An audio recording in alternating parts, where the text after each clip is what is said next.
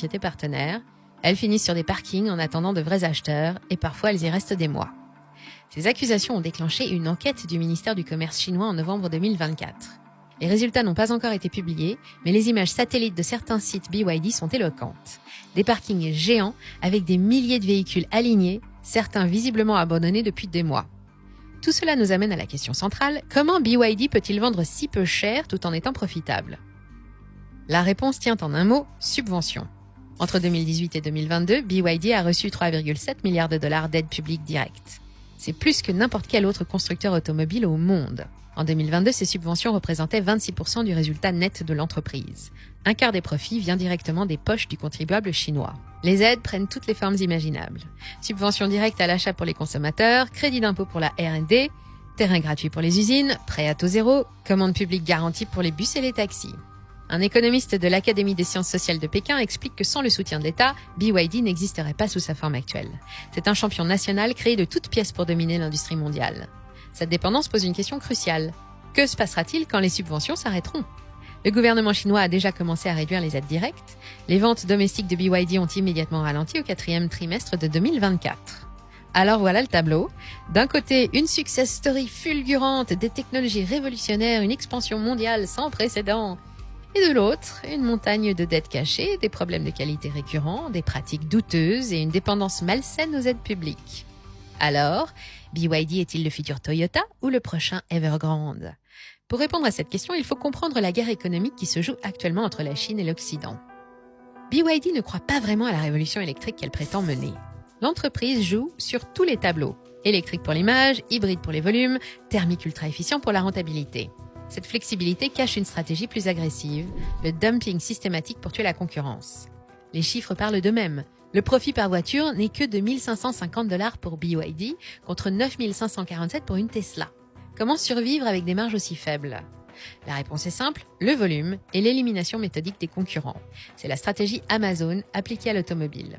Vendre à perte pendant des années, subventionné par l'État chinois, jusqu'à ce que les autres abandonnent, puis augmenter les prix une fois en position de monopole. L'exemple thaïlandais est révélateur. BYD arrive en 2022 avec des prix 40% inférieurs à la concurrence. Résultat, Mitsubishi ferme son usine locale, Mazda réduit sa production de 60%, Honda annule ses projets d'expansion. En 18 mois, BYD est devenu numéro 1. Le même scénario se répète au Mexique, en Indonésie, au Brésil. Les constructeurs japonais et coréens sonnent l'alarme. Un dirigeant de Hyundai l'a très bien expliqué. À ces prix, impossible de rivaliser. Soit on délocalise en Chine, soit on abandonne ces marchés. Alors, que va-t-il se passer ? 3 scénarios se dessinent.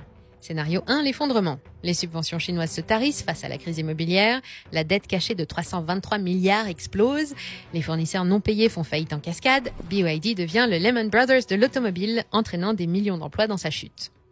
Scénario 2, la domination. BYD absorbe les difficultés, améliore sa qualité, continue son expansion. Dans 10 ans, une voiture sur 3 dans le monde est chinoise, majoritairement BYD. L'industrie automobile occidentale survit en devenant sous-traitante, comme pour les smartphones. Scénario 3, la guerre commerciale. L'Europe et les États-Unis réagissent. Droits de douane massifs, interdiction, enquête anti-dumping. BYD reste confiné au marché chinois et quelques pays émergents. Une nouvelle guerre froide économique s'installe. Au-delà de BYD, c'est tout un modèle économique qui est en jeu. Le capitalisme d'État chinois contre le libre marché occidental. Les subventions massives contre la concurrence déloyale. La planification centralisée contre l'innovation décentralisée. C'est toute la stratégie Made in China 2025 qui se déploie.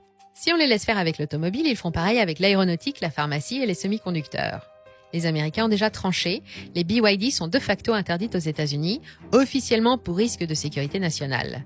L'Europe hésite encore, tiraillée entre ses objectifs climatiques et la protection de son industrie.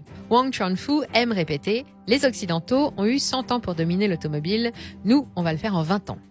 Et il a peut-être raison, ou peut-être que dans 5 ans, on parlera de BYD comme on parle d'Evergrande aujourd'hui. Une chose est sûre, la bataille pour le contrôle de l'automobile mondiale ne fait que commencer, parce qu'au fond, BYD n'est qu'un symbole. Le symbole d'une Chine qui ne veut plus être l'usine du monde, mais son conseil d'administration. Et ça, que vous rouliez en Tesla ou en Clio, ça devrait tous nous faire réfléchir. Si cette vidéo vous a ouvert les yeux, likez, partagez et abonnez-vous. Mais avant de partir, n'oubliez pas de tester Fundora, investir dès 100 € dans les meilleurs fonds mondiaux de private equity. Cliquez sur le lien en description pour vous inscrire dès aujourd'hui.